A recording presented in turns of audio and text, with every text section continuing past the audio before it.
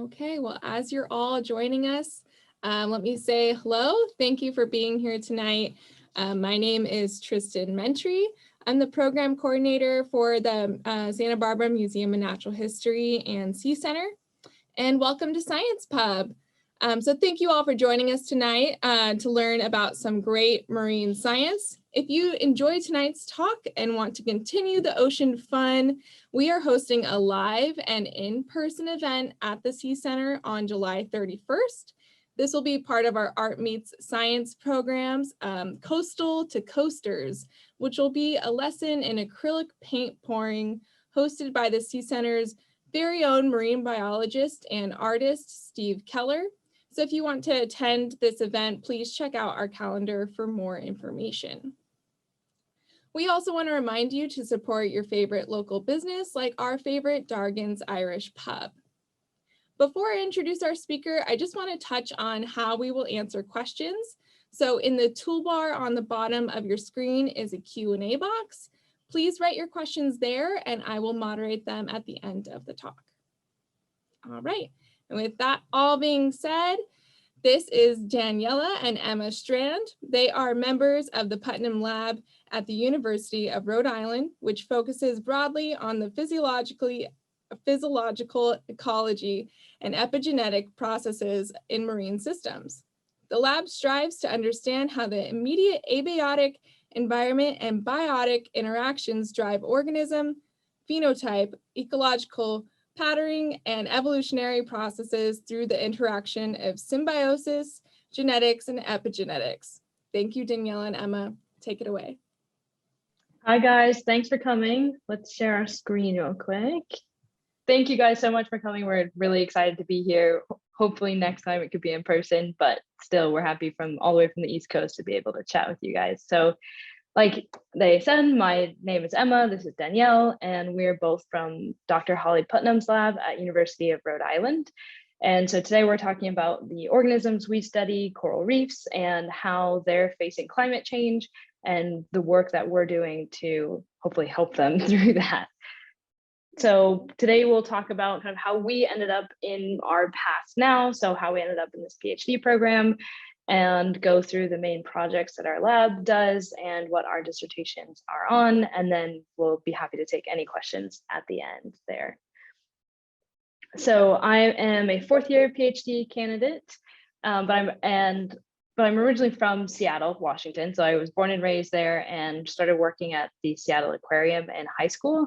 And that was more of a science communication role. And I really enjoyed that, talking to people and got others excited about what I was excited about.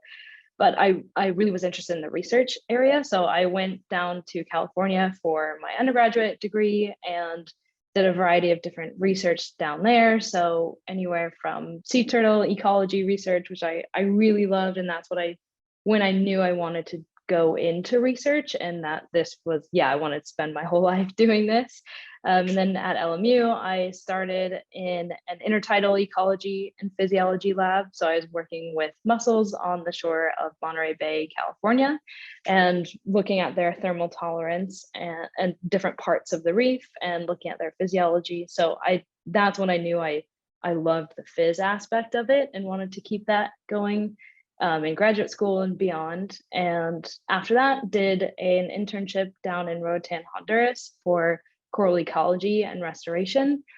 And so basically I was scuba diving twice a day for a month. So of course that was amazing. And I love the coral aspect of that and got really excited about that particular environment. And then after that, where I actually met Danielle at Bermuda Institute of Ocean Sciences. My senior year, I spent a semester in a research lab there looking at population ecology or molecular ecology of different bait fish populations around the island and how you can use that to inform management policy for the island and for the government. So I really enjoyed that aspect and the genetics part of that. So I kind of took my favorite parts of each of those experiences, the phys, the coral, and the molecular genetics, and went forward into finding a PhD program. And so that's how I ended up across the country at URI.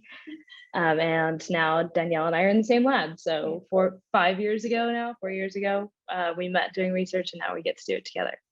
So I'll let Danielle introduce herself. Hi everyone, I'm Danielle Becker. I am originally from the northwest suburbs of Chicago, so very landlocked except for the big lake. So I only really experienced the ocean when I would go on family vacations to Florida, but I really fell in love with everything the ocean had to offer there. And so I did my undergraduate degree at Becker College. It's in St. Petersburg, Florida.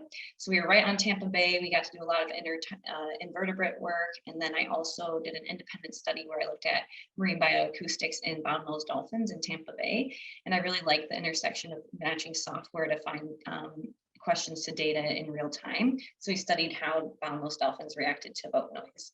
And I also volunteered at a marine mammal pathobiology lab, and I ended up doing the Nature Seychelles Reef Rescuers project. It was in Seychelles. And I really fell in love with coral reef ecosystems there. I've never seen anything so beautiful and vibrant and so many interactions happening. So that made me follow my passion to the Bermuda Institute of Ocean Sciences, where Emma mentioned we met. And then I kind of stuck there for a couple of years because I love doing coral reproductive ecological research and also thermal performance research. So how corals respond and how their performance is impacted by temperature stress. And then I also was a TA and really liked the outreach aspect there. And this allowed me to meet great researchers like Emma, and then my future mentors, Dr. Holly Putnam, that I'm in her lab now, and also my Master's of Science advisor, Dr. Nissa Silbiger. And that brought me to the West Coast at California State University, Northridge, where I really was interested in how local scale stressors like nutrient input and sedimentation were affecting different levels of coral physiology and ecology. And then I really loved the ecological and physiological aspect, but I was missing out on the genomics and the molecular aspect that was kind of the starting point of what we see in these interactions. So that's why I followed my PhD program to Dr. Holly Putnam's lab, because she's an expert in the field. And so that's what Emma and I, kind of our paths and our passions overlap. And so that's what we're continuing to do in our lab. So like we both said, we started mostly in physiology research. So trying to get at a very simple question of how do animals work, and why would one animal be more tolerant or stronger than the one next to it? And what processes, based on anywhere from molecular to cellular to whole system processes, and how do those interact and work in different environments. So I started, that left image is some mussels from Monterey, California. And we were doing a reciprocal transplant experiment. So basically you have 2 or more different sites, and you take some animals from one, transplant them to the other, and vice versa. And you can try and get at, do they most resemble the origin where they came from or the site where they go to? So what's what we call plasticity. So how are they able to change their processes, their function, to match their new environment, or are they kind of like quote unquote stuck in their previous set of functions? So that's really where we started, and then wanted to get at the base of that, which is all genetic work. So any physiological function comes from a gene that needs to be expressed, that comes from, you need to have that gene in order to express it. So we were both very interested in how that kind of cascade works, and both loved corals. So we got into, mostly we look at what's called a coral holobiont. So this is a 3-part partnership. So you have the coral host, which is these 3 fragments that are on plugs in one of my tanks a couple of years ago. And then if you zoom in closer, there's symbionts, endosymbionts, that live inside their tissue. So coral tissue naturally is transparent. You can see right through it, but the color comes from the symbiont that lives inside them. And they also have the surrounding microbiome, which is in the water column around them, is on top of their mucus, is actually in the tissue, and actually in the skeleton of the coral.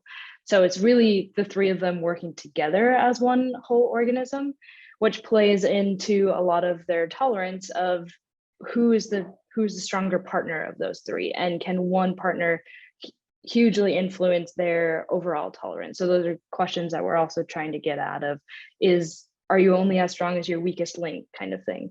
But it's important to remember that it is really a 3-part partnership. So we also look at the genetic and physiological aspects of the symbiont and the microbiome. And what we're seeing now in terms of climate change is this idea that it's getting warmer. We've all heard that. But for corals, this is really important because they're invertebrates in the water column where they're more heavily influenced by their environment than we are. Like we can't really feel a 2-degree change where it's like 77 to 75 outside. I would have no idea, right? But corals, like the environment that surrounds them, it heavily impacts their internal environment. So you can see up into the 90s to the 2000s where that dark red is 2 degrees above the average. So again, 2-degree change in the water is a huge change for them internally. So small change, but a big impact. And what happens for corals specifically, well, most organisms do this, but in terms of corals, that increased stress for a prolonged amount of time with temperature, PCO2 stress will also do this, causes what's called coral bleaching. So it's this idea that you have on a cellular level, when you have increased temperature, these molecules called reactive oxygen species occur, which they occur naturally just as you're using all of your functions, or you're using your mitochondria. But when you are using it so much in stress, then there's an excess of these molecules, which causes an issue for this partnership. It actually breaks down the symbiont and the coral's relationship. The symbiont doesn't produce their food anymore. It actually becomes toxic instead of a beneficial partnership. So the coral expels it, like physically removes it from its tissues. And that's what this bleaching is. It's a cascade from a healthy coral, is very pigmented, can be pink, orange, brown, green, and then is now this bleached white color because there's no symbionts inside. So when you see this bleached, that's not dead yet, it's struggling, and it won't likely live very long without those symbionts. And we're seeing this on mass scales really around the world. This is an image that on the left in December of 2014, completely healthy. Then you get into this area of the world, warm season in February, the reef is completely bleached. And then 6 months later in August, the entire reef is dead. So this is the scale that really this is working on, and this issue is obviously a giant one. If reefs are taking thousands of years to build, in a matter of 6 months, they're depleting. But we also see reefs like this, where it's a higher diversity level. You see more species of coral on this reef, and some of them are completely bleached, like that one in the middle and a couple on the sides, but the ones right next to it look totally fine. So that's where we start to get into the questions that we're asking of, well, why is that? Why there's a species difference, which makes sense, that occurs in many scenarios in nature. So you have interspecies variation, but you also can have intra-species variation. So in the same species, this is the same Montipora capitata, it's a rice coral from Hawaii, is one of the ones we work with. And these 3 fragments that were part of one of my experiments, and they saw the same environment, the same stressor, but obviously 3 drastically different reactions. The one on the left being completely healthy, the one on the right being completely bleached.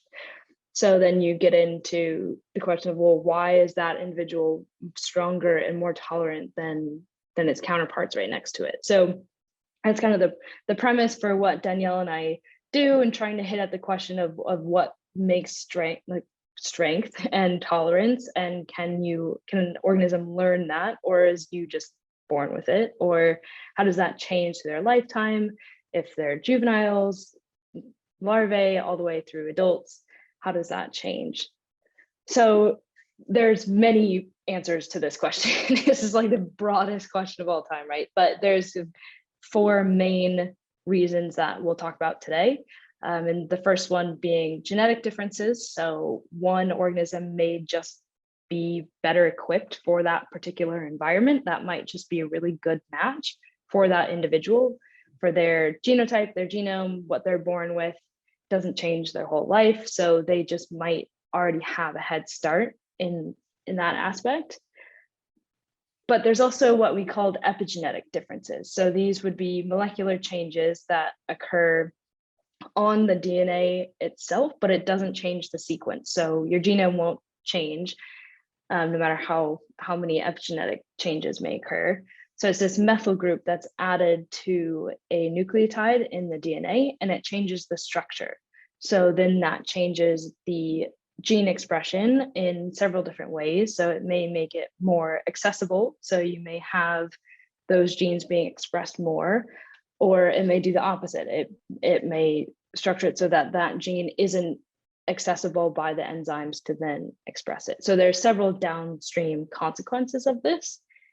And how this works is that there's several enzymes that will do this, but they'll take a methyl group, as I said, a CH3 from an energy molecule and add it to a particular nucleotide.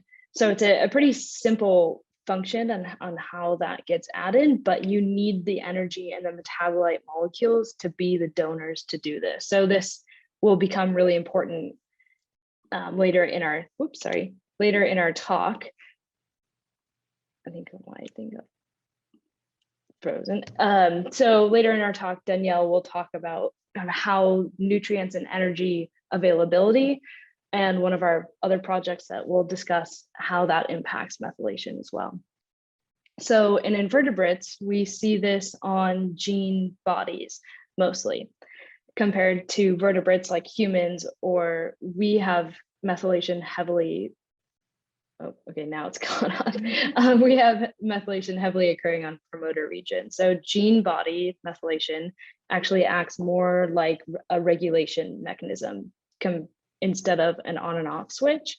So if you have higher methylation, then you're going to have lower gene expression variability. So basically just more control over what you're expressing, and it's just going to be tighter regulation, which will benefit the organism pretty drastically.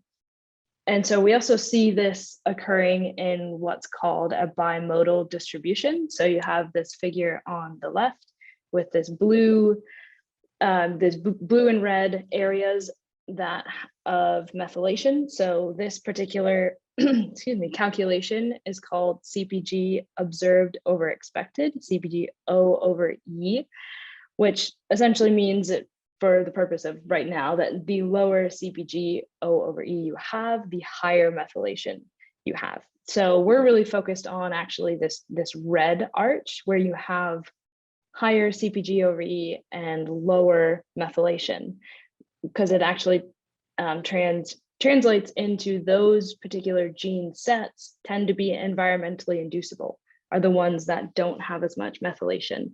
And so this is the set that I am focused on for my dissertation, and seeing how the weakly methylated gene sets, how that changes in different environments and with stress. And can they basically, in one idea is that maybe a coral in heavy thermal stress could have or heavily methylate those particular gene sets to then do better long term. So that's kind of part of the questions that we're asking, is having to do with this particular gene set. And this essentially makes sense because when you have these what's called our housekeeping genes, these genes that you're using all the time, you're always expressing those to keep your functions, basically your daily functions, those are heavily methylated. So you want a high regulation of those genes that you're always using. But the ones you're not always using, maybe stress related ones, then you don't need to keep that methylation up, because it is energetically costly. Like we said before, you have to keep that up over time, basically. And so because of those, there's several, this can result in one individual with one genotype could display several different phenotypes. So we're trying to look at how much is DNA methylation involved in producing one particular phenotype or not, or can you change that, you being the coral, can the coral change that quickly, or does that take a long time? What kind of scales are we looking at as well? So both of those things, also genetic and epigenetic differences, influence physiological fitness. So which could also just be a reason why one is stronger than the other. You have maybe one organism metabolism is better equipped to handle this. And so Danielle will go a lot more into these thermal tolerance curves. And one other reason this may be is because of the environment that the coral is in. So if there's a reoccurring signal or nutrient or resource, then that may alter their genomic landscape, alter their methylation patterns in a way that they may be more fit for that environment. So we'll both go into that. My dissertation kind of hits at this history matters reoccurring signal, and then Danielle will circle back to the nutrient and resources, and we'll talk about one of our projects ongoing for the next 5 years. So this idea that history matters is kind of the backbone of my dissertation. So like I said, I'm from Seattle, and then I moved to LA for college. And for 18 years, I was used to like 50 and rainy the whole time, right? So, and then I moved to LA where it's 75 and sunny just constantly, which I was not really ready for because I'd never seen it, right? And the people who grew up in California, they put on like a winter coat, like with a full fur hood by like 60 degrees, but I wouldn't until it hit like 50 maybe, right? So it's all about what you've seen before. And in the same way, I moved from LA to Rhode Island where it was 4 degrees. So obviously I was not prepared for that either. So it's that reoccurrent signal, and it's what you've seen before that you may be better equipped for the next stress or for your next environment. So we see this in corals in a couple different ways. So maybe prior exposure. So you have this top panel is what we call a protective trajectory. So you have a smaller stress before a larger one. Is this blue line. And then the panel underneath that, this red line, is just a single bleaching. So you just have one stress event. And then the one underneath that in green is repetitive bleaching. So you have a big stress and then another big stress. And we see that when corals undergo either of these patterns, the ones that follow this blue trajectory, this protective trajectory, do much better, much better. So they're able to somehow kind of quote unquote remember what they saw the first time for the next one. Whereas the ones that saw a big stress and then a big stress, that was too much. So there is some threshold there that we don't know about, which is part of the excitement. And this also can occur on a daily scale. So if you are living in an environment like LA, where it's 75 and sunny all the time, it doesn't dip down to 4 and it doesn't go up to 110 or something, right? So you're not going to be prepared for that 100 because it's so stable. So that would be the same in this figure. That red line there is not as variable compared to the blue sees a much higher daily temperature range. Say it's temperature, could be anything really. So they might be more, those organisms living in that environment may be more equipped for that because they've seen it on a daily basis, even in little spurts. So like I said, my dissertation kind of hits on all of that, and Danielle's will as well. But what is the role of DNA methylation, gene expression, regulation, phenotypic plasticity in that stress response? So my first chapter is looking at methylation patterns over longer term stress. So under 2 months of temperature and PCO2 stress, how do they change these methylation patterns, and does that connect to any gene expression level patterns and physiological level patterns? So that's my first chapter. My second chapter looks at specifically non-tolerant and tolerant phenotypes. So I would call this very left coral fragment tolerant because healthy in the face of stress. And then I would call the one on the right non-tolerant because it's totally bleached. And so directly comparing those two corals that we see side by side, like physically right next to each other in the field. And we've taken samples from those pairs that we've kept track of for the last 5 years.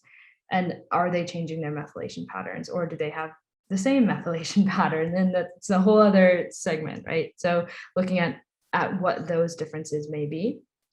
And my third chapter is looking at the variability reefs that I just mentioned. So if a coral is seeing constantly a higher temperature, are they more methylated to then regulate their environment better in that environment?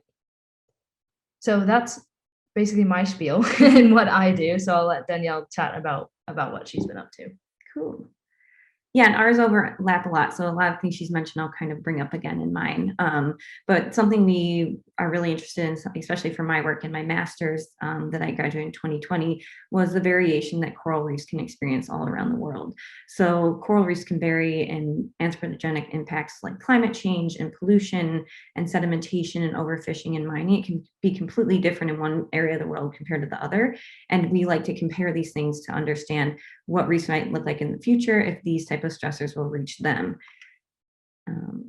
And then they can also vary in the environmental stressors. So just a change in light or precipitation or salinity or temperature or pH can really change the trajectory of how a coral is going to function and metabolize within their environment. And we see these changes happening on a quicker scale now due to the intensity of climate change increasing over the past decade and more farther. So we really need to use long-term projects to understand how these environmental stressors change over time and what that does to the expression and functionality of corals.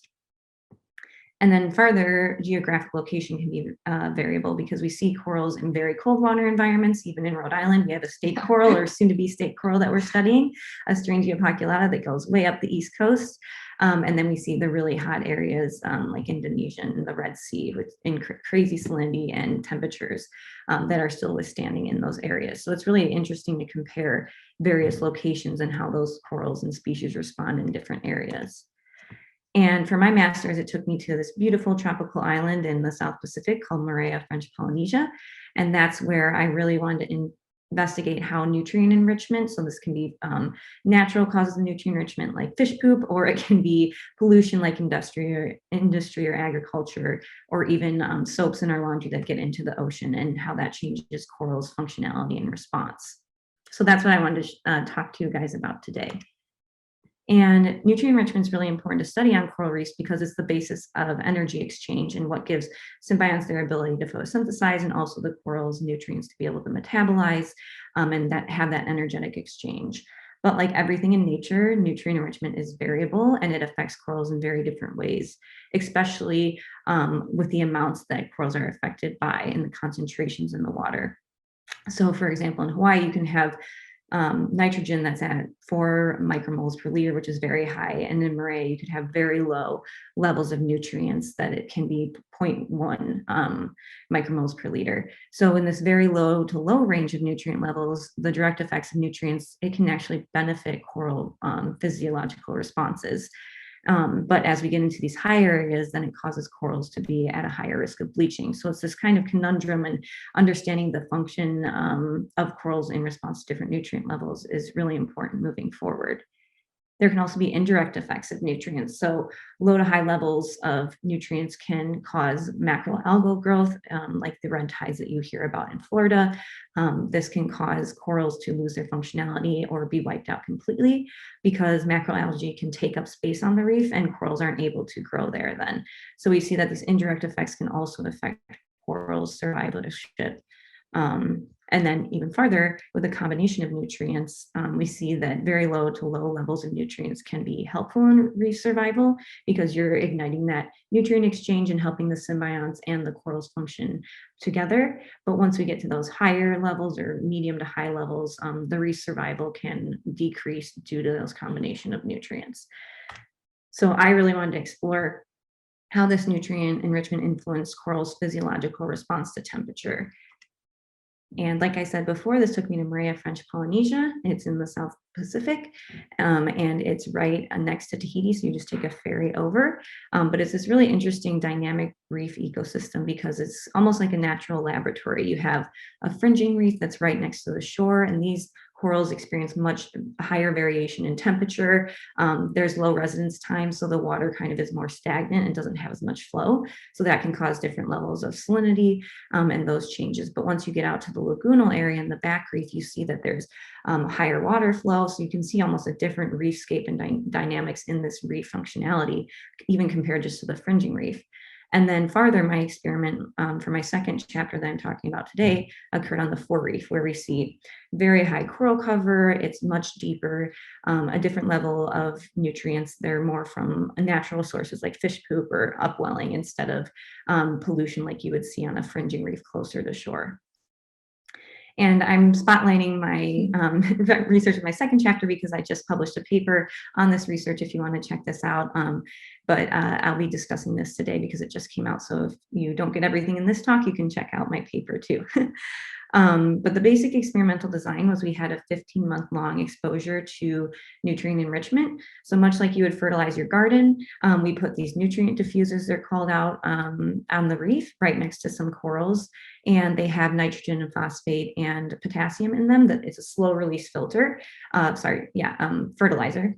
And so these reefs experience this 15-month fertilization over time, and it's a very low level. So like I said, there's high water flow on this 4 reefs, so they're not getting pumped with nutrients. We're seeing a low level of exposure. And so we had a control site with no diffusers and an enrichment site with diffusers for this long period. And then we looked at the physiological characteristics of corals. We also looked at thermal performance curves, which I'll talk about shortly. And then we also took molecular samples, which is the part of my first chapter of my PhD currently. And this is what those nutrient-enriched treatments look like on the reef. These are infographics of the diffusers, and then I collected corals around each diffuser for the nutrient-enriched treatment. And I collected corals from my control treatment with no nutrient diffusers, and this reef scape was far enough away from the other diffusers to not have any overlap or influence. And there's many characteristics you can look at corals and endosymbiont responses to understand their physiology. So we can count how the concentrations of the endosymbionts, so those algal cells that are within their tissues that photosynthesize, that also can give us chlorophyll A content. You can also look at coral tissue biomass, so lipids and proteins and fats that are part of the corals that can make them more resistant to stress. And we also looked at the nitrogen concentrations within not just the coral host, but also the endosymbionts to see that nutrient exchange that's happening within the tissues, which is really interesting.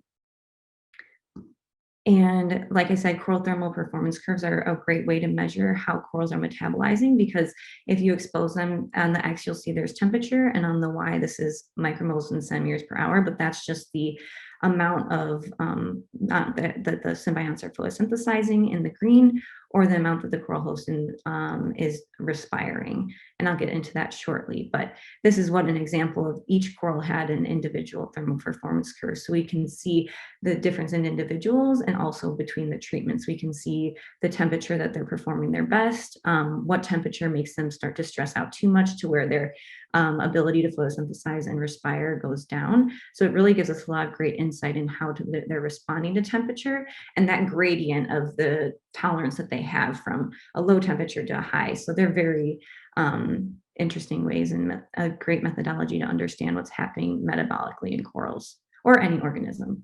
But the main things that we found was that the endosymbiont and coral response variables actually benefited by this influx of nutrients in this stable reef environment.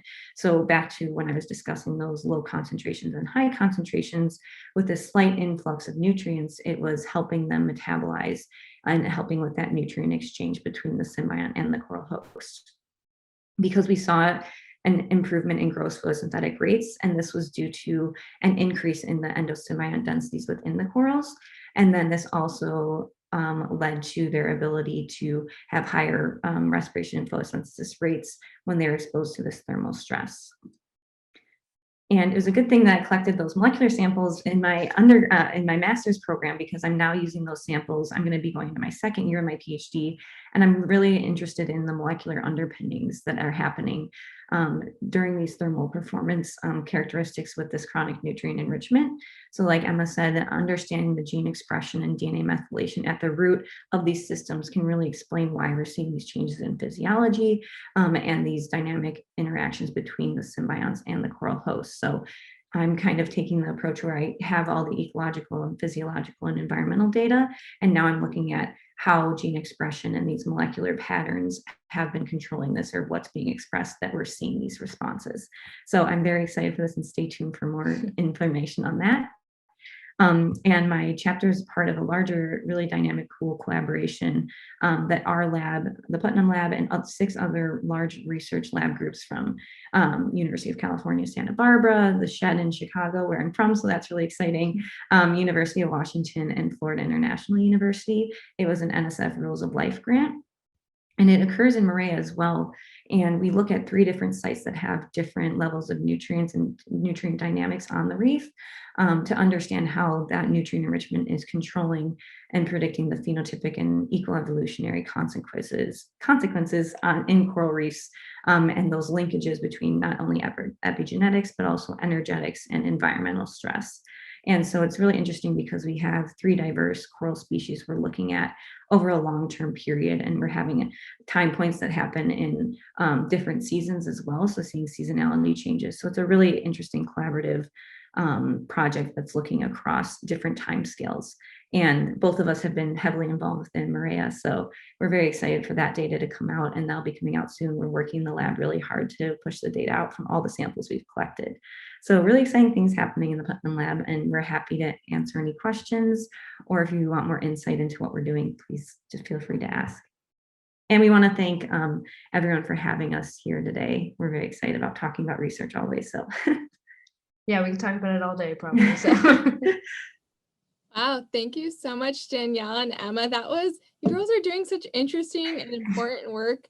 It was really fantastic to take a closer look at what's going on out there. So thank you for that. We do have a couple of questions. And again, if you do have questions, please put them in that Q&A box down at the bottom of your screen. If you're ready, we can get started. Okay.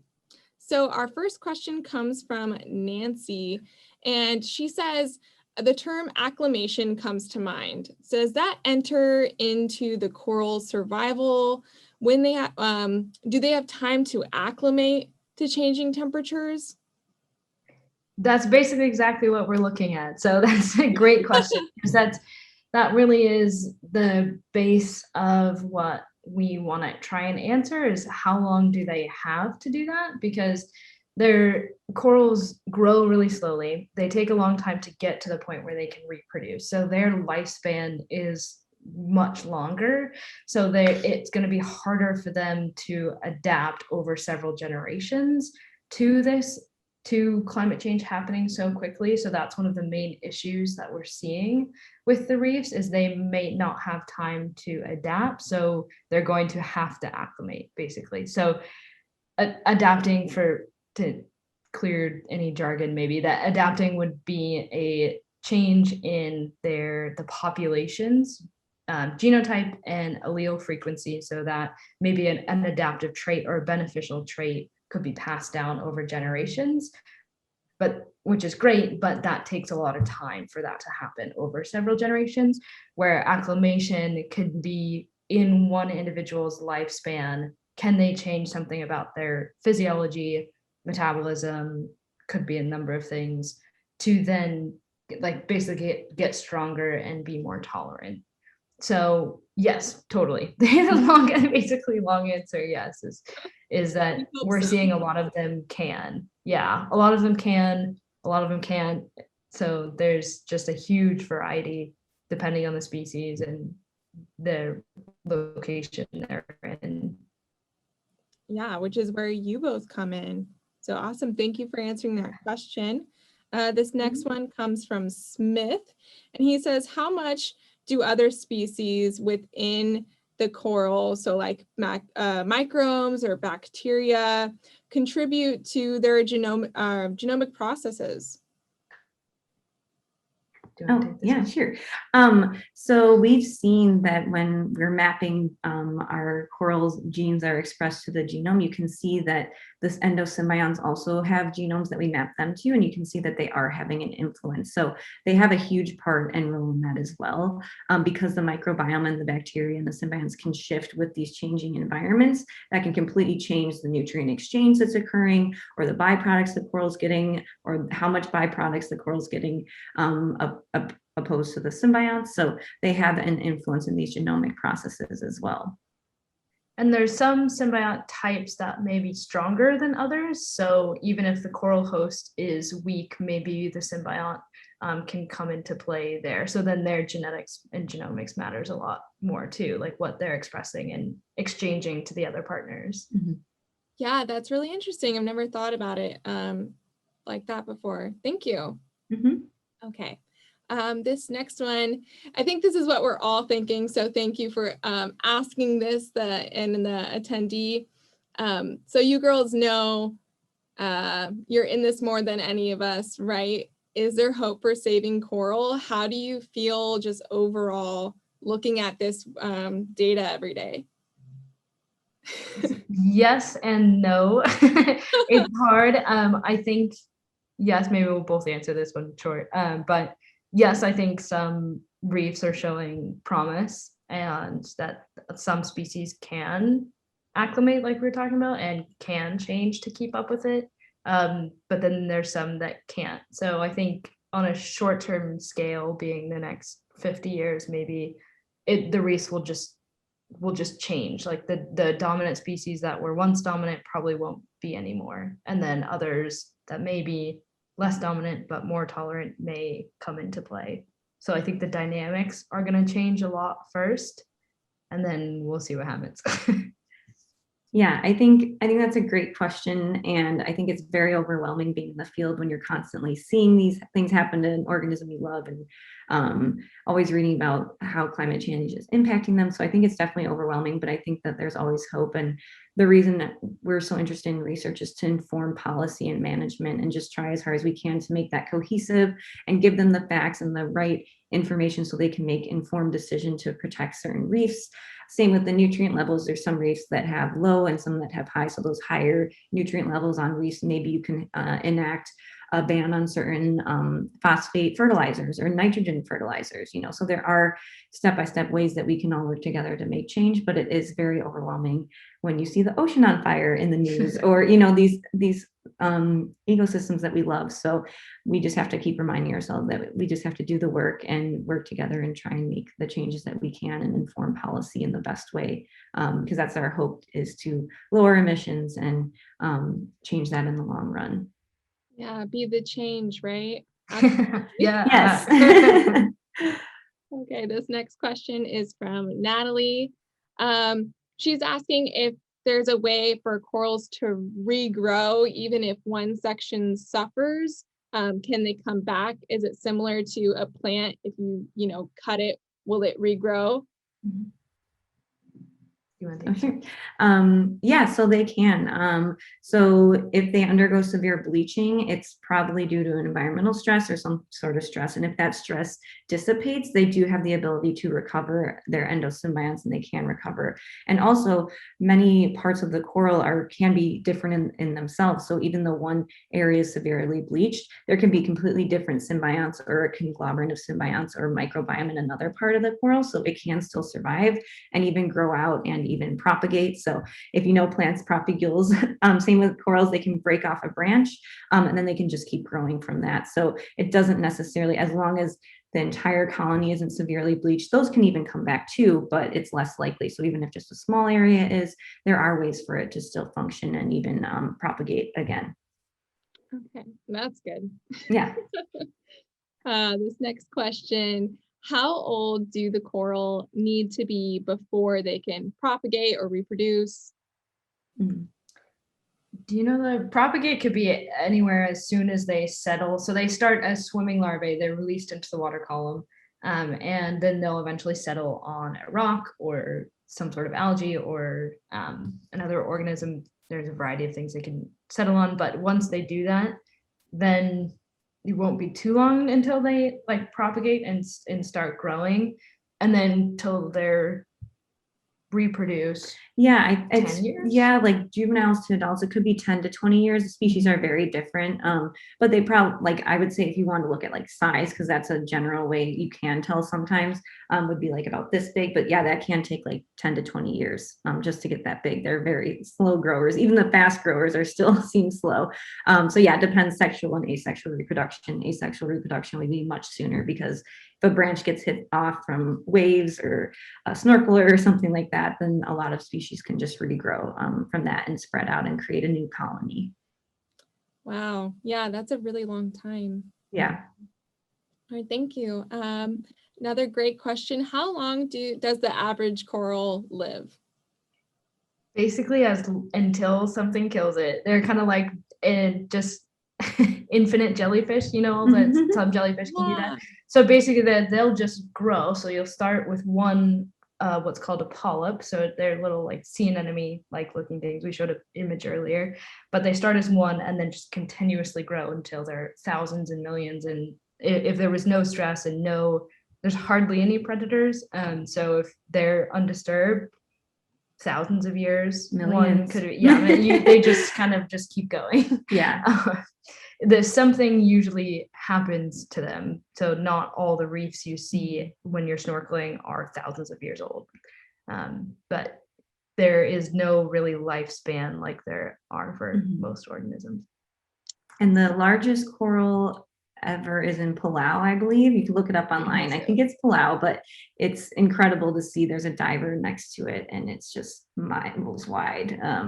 Maybe not miles, but it's huge. Feels like miles. Yes, it feels like miles because you never building. see corals that large anymore due to like stress and things like that. So it's like a wonder of the coral world, I would say. That's awesome. I have some great questions from Charlotte that are just more of like the basic life history of coral, I would say. Can you tell us a little bit about like the number of species of coral overall? And then maybe kind of like how many varieties would you see in one reef? Yeah, just those. Correct me if I'm wrong, but I think it's about 5,000. There's a lot. Yeah, 5,000 to 6,000 species around the world. In the Coral Triangle, which is like Indonesia area, it's the highest diversity of corals, and I think there's about like 300 species there. The variation within species is incredible. In Moorea, where we study, I study Polynesia acuta, but in the Polynesia genus, there can be like 30 different haplotypes or 30 different genotypes, and those all can have different phenotypic responses. So that's why our research is so interesting, because we get to look at how closely related even a certain individual is to another individual as well, because there's so much variation in that. Wow. They're a mystery, basically. There's so many of That's them. why we can't get enough. That's why we keep doing research, because we're always intrigued, because I feel like once you answer one question, there's like 10 other questions. Yeah, then in different areas of the other part of that question, different areas of the world will be more or less diverse. So a lot of the reefs in Florida can be less diverse, and is one of the reasons why they've been hit so hard by climate changes. That one coral that was dominating those reef zones wasn't the most tolerant and isn't likely to be around. Even if coral in general keeps surviving, that one probably isn't likely to. So then you're going to see a lot more impact on reefs like that. Whereas, like Danielle said, the Coral Triangle in Indo-Pacific is hugely diverse, and so they're likely to do better. Got it. Wow. Have you ever discovered a new coral? I wish. That'd be so cool to name a coral. Maybe one day, because we do so much molecular work, we might be like, oh, people thought this was this, and it's not. So yeah, that happens frequently. Is the species that we both work with, maybe 5 years ago, was just named a new species, and there's a ton of research on it, but it was always called something else. So turns out there's like 11 of them now. So maybe. That's exciting. This next question is from Albert.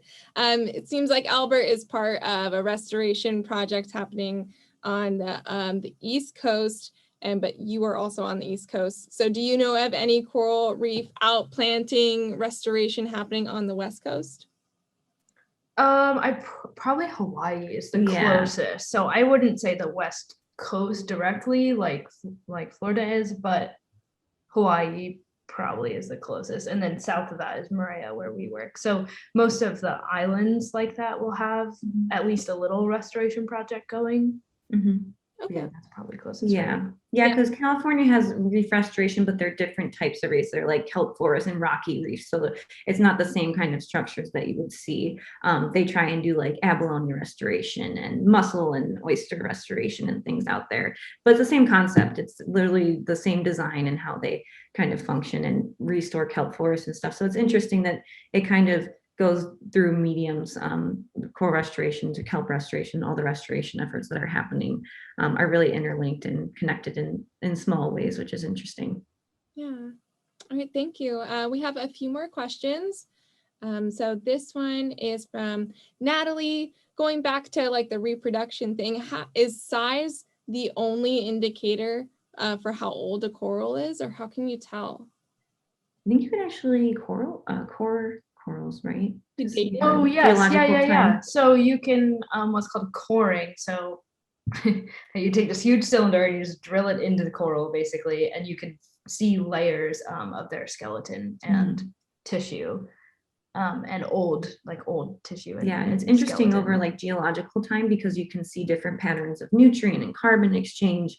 They track stable isotopes within the corals as well. So almost like you would drill in the Arctic, you sometimes hear of ice cores. It's very similar to that. And don't do it often. People don't do it often because you don't want to drill into a coral. But there's really interesting like carbon dating and things that calcification patterns and things that people have looked at in cores of corals. Yeah, they need a better name for that, but that's it's hard to say. Yeah, like core of corals. Coring the corals. Yeah. Okay. This next one's from Bob. Do you measure the effects of dissolved CO2 on the use of nutrients? I don't think that we've ever looked at them tied. We've looked at them separately. So we'll look at PCO2 concentrations in the water and ocean acidification, and that effect is different, similar to a temperature effect, but different in that it affects their skeleton and their growth and calcification. And then Danielle obviously has done a ton of work on nutrients, but I'm not sure if we've looked at them directly linked. Yeah, I haven't looked at the interaction of CO2 like with the nutrient exchange. It's a little hard to separate when you're looking at. I've done research where I've taken calcification measurements. It's just how we measure photosynthesis or respiration. We always also look at calcification, and that's how much calcium carbonate or calcium ions corals are releasing into the water column. So we're able to measure that. But I haven't looked at its interaction with nutrient exchange specifically. But we have the measurements. So technically, if we could somehow isolate that, we could see how those are interacting compared to what the coral's doing. Yeah, that'd be interesting to know. Yeah. Thank you. This next one's from Dennis. We have two more. So from Dennis, is there any difference that you've noticed between warm areas and cold areas for adaptability or acclimation and survival overall? Yes and no. I would say like some warm areas are, just because they're in a warm area doesn't mean they're better equipped to tolerate a warmer stress. But I would say it probably comes down to what they've seen before, kind of like I was talking about earlier. So I think maybe cold water corals that have lived their whole life there for several generations. I mean, they don't move, so obviously they live their whole life there, but they might not be as well equipped to deal with stress, but that would be different from their adaptability. Like the cold water corals may when they're put in that environment, they may change quicker. It's not really based on like warm and cold. Yeah, a confusing answer. Yeah, and we've seen, and also with the thermal performance curves I'm talking about, we see actually a decrease in function even at like the colder end of the spectrum as well. So you kind of have that happy medium tolerance, but like I was saying, like those thermal performance curves, they went from 20 to 35 degrees Celsius, and we still saw high stress conditions on the colder waters as well. But one thing, the cold water coral in Rhode Island, it is aposymbiotic usually. So that means it has no symbionts, but you can find those in tropical waters too. But that's one thing that we've seen in Rhode Island, because it's typically lower light and cooler waters, very cold waters. So that could be, I haven't really studied many cold coral reefs. But yeah, it's a very interesting function where they can have symbionts, but a lot of them don't utilize symbionts for their main nutrient reserves. Got it. So yeah, you just don't really know. Yeah, it's so variable. There's between environments. Yeah, so it's interesting to see that adaptive trait of like no symbionts that you see also in tropical weather or waters, because you maybe would think that would be a function of the colder waters or something, but you can see them in tropical waters too. So it's interesting how they've chosen to adapt and what they do. Yeah, our lab mate, Jill Ashy, if you guys are interested in her work, she focuses on the cold water coral that's in Rhode Island. So a lot of her upcoming work, same topics that Danielle and I do with methylation and the phys aspect, she'll be answering a lot more of those questions on that cold water coral. So in a couple years, when we have all of our data from several different projects, it'll be cool to compare that. Yeah, fascinating. Thank you. Okay, our last question for tonight comes from Chris Coulter. Thank you for this beautiful question, Chris. And he asks, what is the best way we can individually promote the good health and prosperity of coral life? So I say always community involvement and get involved in policy, making those small decisions that impact the larger emissions and climate change, because that is the most important and most detrimental stressor facing coral reefs worldwide is climate change. So using your voice and your community to try and inform policy and management decisions, I think is the most important. All of the other aspects of just being environmentally conscious and friendly are very important as well, but I think our voices are our strongest tool. So yeah, I would say just community involvement, find good coalitions that are doing the work and putting the effort into change policy, because there's a lot of great ones. If you're on the East Coast, there's Renew Coalition. It's a really great one to be a part of that I like. Yeah, I would agree with that. That's probably the number one thing that will make the biggest difference, is that it's at a much bigger scale than just Danielle and I doing this work. Sadly, we can't save all the corals, right? So it's at a policy level at this point, and the kind of the world's consumption and CO2 production. So, but for your daily life, aside from the policy thing, just watching how much you consume is really important. Like, it's not speeding as much, you're not going to waste as much gas, so you're going to use less. So use less, just use less everything, basically, as much as you can. Like, just being mindful is on a daily basis is a huge help too. And Emma made a great infographic. Sorry, we should have shared that, but she's really involved with International Coral Reef Society, and she made a really great infographic on some great action items for people. And so maybe we could email that to you all and get that out. But yeah, I would love to put that on our Instagram. That'd be great. Yes. Great. Thank you so much. Tonight was great, and we're just so happy that you could be here. So thank you, and thank you all for joining us tonight. We will see you soon for our next Science Pub, happening on August 9th with David Gomberg from the National Weather Service Oxnard Fire Weather Program. And it'll be on how NOAA is supporting local agencies and protecting the public. So thank you all again. Have a safe night. Bye. Thank you for having us. Bye. Bye. Thanks for the questions.